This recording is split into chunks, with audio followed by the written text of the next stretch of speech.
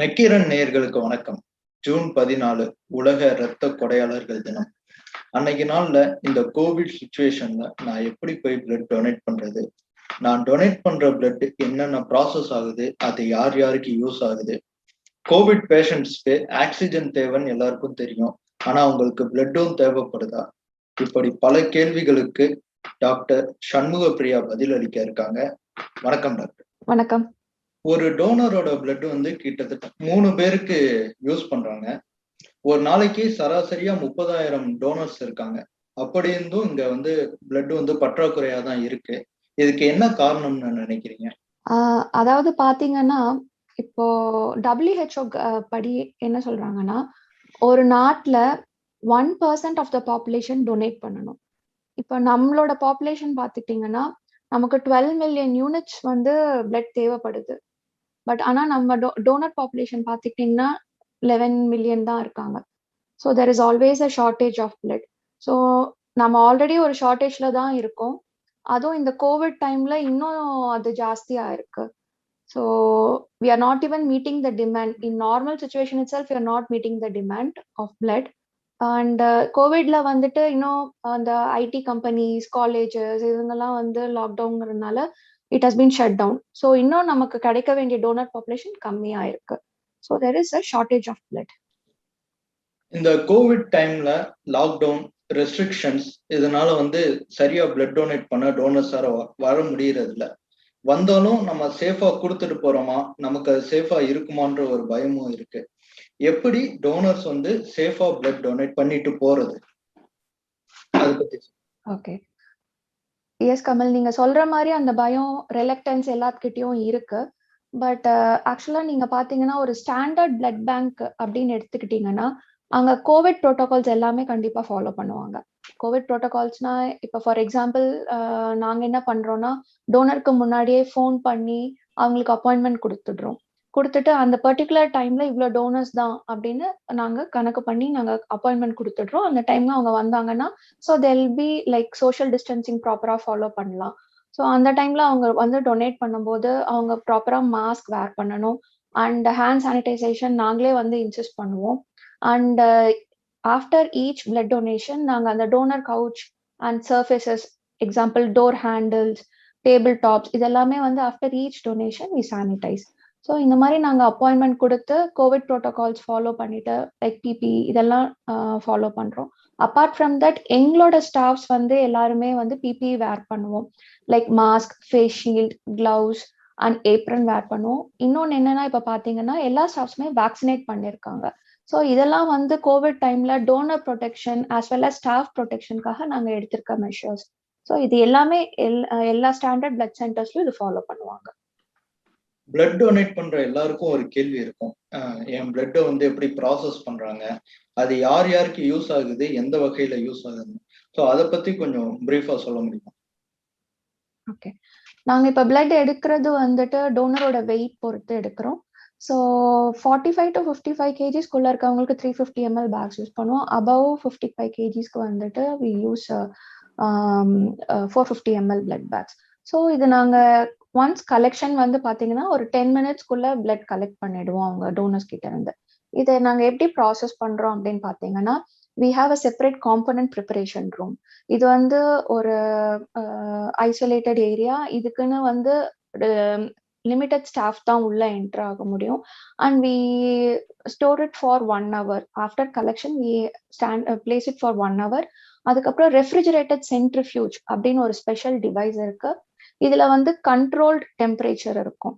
அதாவது நாங்க எந்த காம்பனன்ட்ஸ் தேவையோ அதுக்கு ஏத்த மாதிரி நாங்க டெம்பரேச்சர் அதுல செட் பண்ணிக்குவோம். அண்ட் இந்த ரெஃப்ரிஜரேட்டட் சென்ட்ரிஃபியூஜ்ல நம்ம ஒவ்வொரு காம்பனண்டா அந்த ஹோல் பிளட் கலெக்ட் பண்ண ஹோல் பிளட்டை நம்ம பேலன்ஸ் பண்ணி வச்சுட்டா நம்ம specific speed and time set பண்ணிட்டா it will give the various components in layers. இதை நாங்க மேனுவலாவோ இல்ல ஆட்டோமேட்டிக் காம்பனன்ட் எக்ஸ்ட்ராக்டராவோ will separate into various components. Example pack cells, பிளேட்லெட்ஸா செப்பரேட் பண்ணலாம் அண்ட் பிளாஸ்மாவா செப்பரேட் பண்ணலாம். செப்பரேட் பண்ணிட்டு இதை நாங்க ஸ்டோர் பண்ணுவோம். ஸ்டோர் பண்றதுக்கு செப்பரேட் காம்பனன்ட் எக்யூப்மெண்ட்ஸ் இருக்கு. ஃபார் எக்ஸாம்பிள் பிளாஸ்மாக்குன்னா ஃப்ரீசர்ஸ் இருக்கு. -40 and -80 டிகிரி செல்சியஸ்ல ஃப்ரீசர்ஸ் இருக்கு.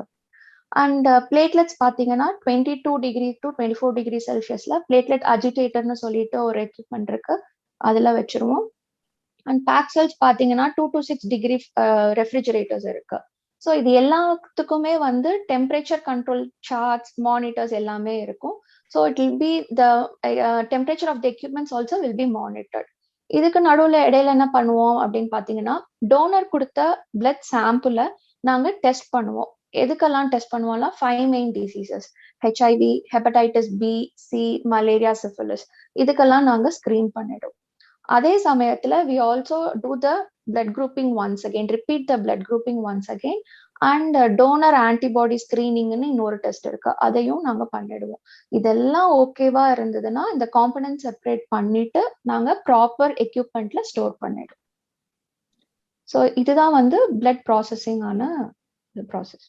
நம்ம பார்த்துருக்கோம், இந்த கோவிட் ஃபர்ஸ்ட் வேவ் அப்ப பிளாஸ்மா சிகிச்சை கொடுக்கணும்னு சொல்லிட்டு நிறைய பிளட் டோனர்ஸ் வந்து கூப்பிட்டு இருந்தாங்க. அதாவது ஏற்கனவே குறிப்பா கொரோனா வந்து அதுக்கப்புறம் சரியான பிளட் டோனர்ஸ் அதிகமா கேட்டிருந்தாங்க.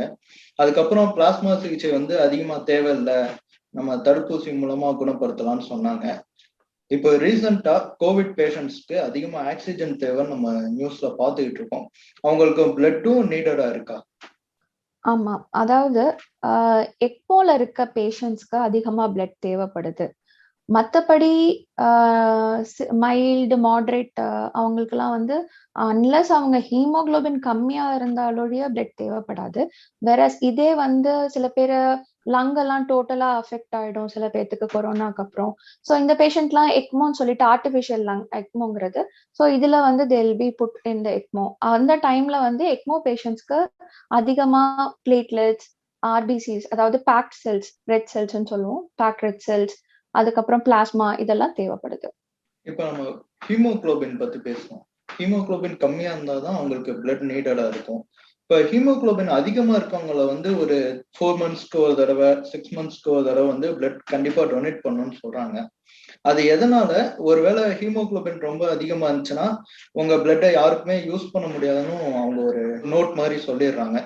அப்படி அவங்க அதிகமா பிளட் டொனேட் பண்ணல, அந்த 4 months 6 monthsக்குள்ள பண்ணலன்னா அவங்களுக்கு எதுவும் பாதிப்பு ஏற்படும்? ஆமா, என்னன்னா பிளட் டோனர்ஸ்க்கு வந்து நாங்க நார்மலா 12.5 கிராம்ஸ்க்கு மேல ஹீமோகுளோபின் இருந்தா பிளட் எடுப்போம். அதுவே அப் டு 18 வரைக்கும் நாங்க டோனர்ஸ் அக்செப்ட் பண்ணிக்கிறோம். 19, 20, 21 இந்த ரேஞ்ச் எல்லாம் போகும்போது என்ன ஆகும்னா பிளட் ஃப்ளோ வந்து ஸ்லோவா இருக்கும். ஸோ நாங்க ஒரு அந்த 450 ml பிளட்டை வந்து நாங்க எங்களுக்கு 7 minutesக்குள்ள கலெக்ட் பண்ணணும் அப்படின்னா இந்த மாதிரி ஹை ஹீமோகுளோபின் இருக்க டோனர்ஸ்க்கு வந்து பிளட் ஃப்ளோ ஸ்லோவா இருக்கிறதுனால அந்த டியூப்ல ஃப்ளோ ஆகும்போதே அந்த ரத்தம் உறைஞ்சு போறது, இல்ல அந்த ப்ராசஸ் டிலே ஆகுறது, இந்த இதுக்கான வாய்ப்புகள்லாம் இருக்கு. ஸோ இதனாலதான் வந்து நாங்க 18 கிராம்ஸ்க்கு மேல இருக்கிற டோனர்ஸை வந்து நாங்க யூஸ்வலா என்கரேஜ் பண்றது கிடையாது. நீங்க சொல்ற மாதிரி ஹை ஹீமோகுளோபின் இருக்கவங்க வந்து தெரப்பியூட்டிக் ஃபிளிபாட்டமி அப்படின்னு சொல்லிட்டு ஒரு ப்ரொசீஜர் இருக்கு. நீங்க சொல்றீங்க இல்லையா 3 months 6 months, அது டாக்டர்ஸோட அட்வைஸ் பேஸ் பண்ணி they can give blood like therapeutic phlebotomy. யூஸ்வலா நாங்க தெரப்பியூட்டிக் ஃபிளிபாட்டமி பண்ண பிளட்டை யூஸ் பண்றது கிடையாது, டிஸ்கார்ட் பண்ணிடுவோம். அண்ட் ஏன் இது வந்து அவங்க டொனேட் பண்ணணும் அப்படின்னா அந்த அவங்களுக்கு உண்டான மெடிகேஷன்ஸ் அவங்க பிசிஷியன்ஸ் கொடுத்துருப்பாங்க. மோரோவர் இந்த எக்ஸஸ் அயர்ன் கண்டென்ட் அவங்க பிளட்ல வந்து அதிகமா இருக்கும். இதை ரிமூவ் பண்றதுக்கு அவங்க ஒரு based on their haemoglobin, their body weight and based on the physician's advice அவங்க பிளட் கொடுத்தாங்கன்னா they can get rid of the excess iron content in the blood. So இதுக்காக தான் வந்துட்டு நாங்க தெரப்பியூட்டிக் ஃபிளிபாட்டமி அட்வைஸ் பண்றோம். மேஜரா ஒரு டோனரோட பிளட்டை 3 வகையா பிரிக்கிறாங்க, பிளாஸ்மா, ஒயிட் செல்ஸ், பிளட் செல்ஸ்னு. அதுக்குள்ளேயும் ஒரு மொத்தமா ஒரு 5 வகையா பிளட்டை பிரிக்கிறாங்க. இதுல வந்து எதுக்கு வந்து அதிக டிமாண்ட் இருக்கு, அதிக தேவை வந்து எதுக்கானதா இருக்கு? நம்ம இந்தியால பாத்தீங்கன்னா அனீமியா தான் உலகத்துக்குள்ளேயே major cause for blood transfusion. அதுவும் இல்லாம பிளட் லாஸ் வந்து நம்ம கண்ட்ரில பாத்தீங்கன்னா நிறைய accident patients, pregnant, complicated deliveries, pregnant ladies, இவங்களுக்கெல்லாம் வந்து அனீமியா தான் most cause and most leading cause. So இதனால வந்து பேக்ட் செல்ஸ் வந்து அதிகமா, பேக்ட் ரெட் செல்ஸ் வந்து நம்ம அதிகமா யூஸ் பண்றோம். இப்போ நம்ம பிளட் டொனேஷன் அப்படிங்கிற ஒன்ன பத்தி பேசும்போதே இதுக்கு இடையில இருக்க புரோக்கர்ஸ் அண்ட் பிளட் அதை சுத்தி இருக்க மாஃபியா அதை பத்தியும் நிறைய பேர் சொல்லியிருப்பாங்க. ஸோ அவங்களாம் எப்படி இதுக்குள்ள இன்க்ளூட் ஆனாங்க? ஏன்னா நம்ம ஸ்ட்ரைட்டா போய் ஒரு ஆர்கனைசேஷன்லயோ இல்ல ஒரு கவர்மெண்ட் ஹாஸ்பிட்டல்லையோ தான் நம்ம கொடுக்குறோம். இவங்க எப்படி உள்ள வந்து அதை திருட்டுத்தனமா விற்கிறாங்க? ஆக்சுவலா வந்து நம்ம பிளட் சப்ளை பண்றவங்களும் பிளட் வாங்குறவங்களும் கரெக்டா இருந்தாலே போதும். இப்போ நான் ஒருத்தங்களுக்கு பிளட் தேவைப்படுதுன்னா அவங்க கரெக்டான ஹாஸ்பிட்டல்ஸ் அண்ட் பிளட் பேங்க்ஸ் அணுகுனாலே போதும். அவங்க சில டைம்ஸ் வந்து பிளட் ஸ்டாக் இல்லைன்னா இவங்க நிறைய பேர் நீங்க சொல்ற மாதிரி இந்த தேர்ட் பார்ட்டி புரோக்கர்ஸ் இவங்களெல்லாம் அப்ரோச் பண்ணாம டைரக்டா வந்து பிளட் பேங்க்ஸ்லயும் ஸ்டாண்டர்ட் ஹாஸ்பிட்டல்ஸையும் அவங்க அப்ரோச் பண்ணாலே இந்த ப்ராப்ளம் பாதி சால்வ் ஆயிடும். ஸோ இட்ஸ் பேசிக்லி டிமாண்ட் இருக்கிற இடமும் சப்ளை பண்ற இடமும் கரெக்டா ஆர்கனைஸ் பண்ணாலே போதும்னு நான் நினைக்கிறேன். நம்ம சில இடங்கள்ல பார்த்திருக்கோம், பிளட் டொனேட் பண்றவங்களுக்கு வந்து பணம் கொடுப்பாங்க. அது எதுக்காக கொடுக்குறாங்க? அது ஒரு பிசினஸாவே நடந்துகிட்டு இருக்காங்க. கவர்மெண்ட் ரெகுலேஷன்ஸ் படி, அதாவது இந்தியால NPDC national blood transfusion council, இது நாக்கோவோட ஒரு part. National blood transfusion council தான் எங்களுக்கு கைட்லைன்ஸ் கொடுக்குது. ஸோ இவங்க தான் ஒவ்வொரு பிளட் சென்டருக்கும் லைசன்ஸும் கொடுக்குறாங்க. ஸோ எந்த லைசன்ஸ் பிளட் பேங்க்லயும் டோனர்ஸ்க்கு பணம் வந்து இன்சென்டிவ், அந்த இன்சென்டிவ் வந்து மானிட்டரி இன்சென்டிவா இருக்கக்கூடாதுங்கிறது தான் அவங்களோட ஃபர்ஸ்ட் ரூல். ஸோ இது எல்லாருமே நாங்க ஃபாலோ பண்றோம். இதை தவிர்த்து நாங்க எங்க பிளட் சென்டர்லயோ இல்ல எந்த ஸ்டாண்டர்ட் பிளட் சென்டர்லயோ டோனர்ஸ் வந்து மானிட்டரி பெனிஃபிட்ஸ் எதிர்பார்த்தாங்கன்னா அவங்க பொலைட்டா இல்ல இது எங்கனால முடியாது, நாங்க கொடுக்க கூடாது, it's not as per government regulations, it is against the government அப்படின்னு சொல்லி நாங்க பொலைட்டா நாங்க ரெஃப்யூஸ் பண்ணிடுறோம். ஸோ இதுக்கு நடுவுல நீங்க சொல்ற மாதிரி இது ஒரு பிசினஸ் மாஃபியா அந்த பண்றாங்களா இல்லையானா ஐம் நாட் அவேர். பட் எந்த ஒரு ஸ்டாண்டர்ட் பிளட் பேங்க்லயும் நாங்க மானிட்டரி பெனிஃபிட்ஸை நாங்க கண்டிப்பா என்கரேஜ் பண்றது கிடையாது. ஏன்னா it is against the government and it is also not good for the patients. ஏன்னா அந்த மாதிரி வர டோனர்ஸோட பிளட் வந்து எவ்வளோ சேஃபா இருக்கணும்னு we cannot assess. So we should always avoid this sort of donors. June 14 உலக இரத்த கொடையாளர்கள் தினம். நிறைய பேர் ஆர்வமா வந்து பிளட் கொடுக்கறதுக்காக சென்டர்ஸ்க்கும் ஹாஸ்பிட்டல்ஸ்க்கும் வருவாங்க. அவங்களுக்கு சொல்ல வேண்டிய கருத்து இல்லைன்னா அவங்களுக்கு ஏதாவது அட்வைஸ் கொடுக்க விரும்பும்? அட்வைஸ் வந்து என்னன்னா, நீங்க பிளட் கொடுக்கறது ஒரு உண்மையான மகத்தான ஒரு காரியம். அதை கண்டினியூ பண்ணிட்டே இருங்க. அதே டைம்ல உங்க ஹெல்த்தையும் நீங்க பாதுகாப்பா வச்சுக்கணும். ஸோ நீங்க இந்த டைம் பேண்டமிக் டைம்ல ஒரு பிளட் சென்டர் போறீங்கன்னா அந்த தெரிஞ்ச பிளட் சென்டரா இருந்ததா கண்டிப்பா அங்க மொபைல் நம்பர்ஸை வந்து வெப்பேஜ்ல எல்லாமே உங்களுக்கு தெரியும். அவங்களுக்கு ஃபோன் பண்ணி அப்பாயின்மெண்ட் வாங்கிட்டு அந்த பர்டிகுலர் டைமுக்கு போனீங்கன்னா அவங்களுக்கும் ஈஸியா இருக்கும். சோஷியல் டிஸ்டன்சிங் மெயின்டைன் பண்றதுக்கு, அந்த சர்ஃபேசஸ் எல்லாம் சானிடைஸ் பண்ணி வைக்கிறதுக்கு அவங்களுக்கும் டைம் கிடைக்கும். ஸோ அந்த மாதிரி அப்பாயின்மெண்ட் வாங்கிட்டு போங்க. போகும்போது மாஸ்க், பிபி, ஹேண்ட் சானிடைசேஷன் எல்லாமே ஃபாலோ பண்ணுங்க. இந்த டைம்லயும் நீங்க வந்து பிளட் டொனேட் பண்ணுங்க. இது வரைக்கும் அந்த மாதிரி ஃபாலோ பண்ணி பிளட் டொனேஷன் கொடுக்குறவங்களுக்கு ரொம்ப தேங்க்ஸ். உங்களால வந்து நிறைய உயிர்கள் காப்பாற்றப்படுது and you are a hero. அவ்வளவுதான். சினிமால வரவங்க மட்டும் ஹீரோ கிடையாது. உங்களை மாதிரி பிளட் டொனேட் பண்ணி மற்றவங்க உயிரை காப்பாத்துறவங்களும் ஹீரோ தான். Thanks to you and please continue doing the good work. நம்ம ஒரு பிளட் டொனேட் பண்றோம், அதனால டோனர்ஸ்க்கு என்னென்ன நன்மைகள் நமக்கு கிடைக்கும்? பிளட் டொனேஷனால மெயின் அண்ட் உண்மையான ஒரு குட்னஸ் என்னன்னு பாத்தீங்கன்னா, it gives the donor the satisfaction of saving lives. அது ஒரு சிம்பிள் ஒரு 10 minutes ப்ரொசீஜர்ல வந்து ஒரு 3 பேர்த்த வந்து நம்மளால காப்பாற்ற முடியுங்கிறது, அந்த ஆல்ட்ரோயிஸ்டிக் ஒரு தாட் வந்து அதுதான் பிக்கெஸ்ட் பெனிஃபிட். இது போக பாத்தீங்கன்னா கிளைம்டு பெனிஃபிட்ஸ் எல்லாம் சிலது இருக்கு. அதாவது weight loss, heart attack risk கம்மி பண்ணுது, கேன்சர் ரிஸ்க் கம்மி பண்ணுது, பிளட் இதெல்லாம் வந்து ஒரு இருக்கு, பெனிஃபிட்ஸ் இருக்குன்னு கிளைம் பண்ணிருக்காங்க. பட் இன்னும் சயின்டிபிக் ரிசர்ச் இந்த ஃபீல்ட்ல பண்ணாதான் நம்ம இதை ப்ரூவ் பண்ண முடியும். And at the same time நம்ம கண்டினியூஸா பிளட் டொனேட் பண்றதுனால பிளட் ப்ரொடக்ஷன் இன்க்ரீஸ் ஆகுது அப்படிங்கிறது ஒரு தாட் ப்ராசஸ் இருக்கு. பட் எல்லாமே வந்துட்டு ஒரு ப்ராப்பர் சயின்டிபிக் ரிசர்ச் இல்லாம நம்ம அதை கிளைம் மட்டும்தான் பண்ண முடியும். we cannot prove it. And main இது என்னன்னா ஒரு சாட்டிஸ்ஃபேக்ஷன், டோனருக்கு ஒரு satisfaction that we are saving lives. அதுதான் மெயின் பெனிஃபிட். நம்ம அண்மை சில காலங்கள்ல சில வீடியோக்கள் பார்த்திருப்போம். இயற்கை மருத்துவம் அப்படின்னு சொல்ற சிலர் வந்து பிளட் டொனேட் பண்ணாதீங்க, அது உங்களுக்கு ரொம்ப கேடு அப்படின்லாம் சொல்றாங்க. அவங்களுக்கு நீங்க சொல்ற பதில்?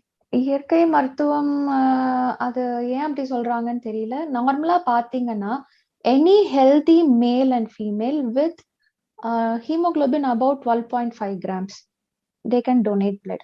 அது மட்டும் இல்லாம ஒரு டோனர் ஒரு பிளட் சென்டர்ல வாக்இன் பண்ணாங்கனாலே we have a set of questions.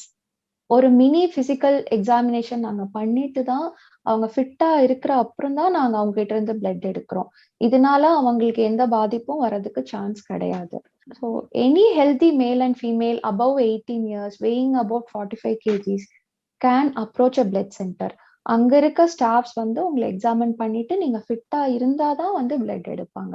So உங்களை ஹார்ம் பண்ணி இன்னொரு லைஃப் யாரும் காப்பாத்துறதுக்காக யாரும் அந்த மாதிரி யோசிக்க மாட்டாங்க. ஸோ தைரியமா வந்து நீங்க பிளட் டொனேட் பண்ணலாம். இதனால எந்த ஹார்மும் வராது. இவ்வளவு நேரம் நிறைய தகவல்களை பகிர்ந்துக்கிட்டீங்க. ரொம்ப நன்றி. தேங்க்யூ.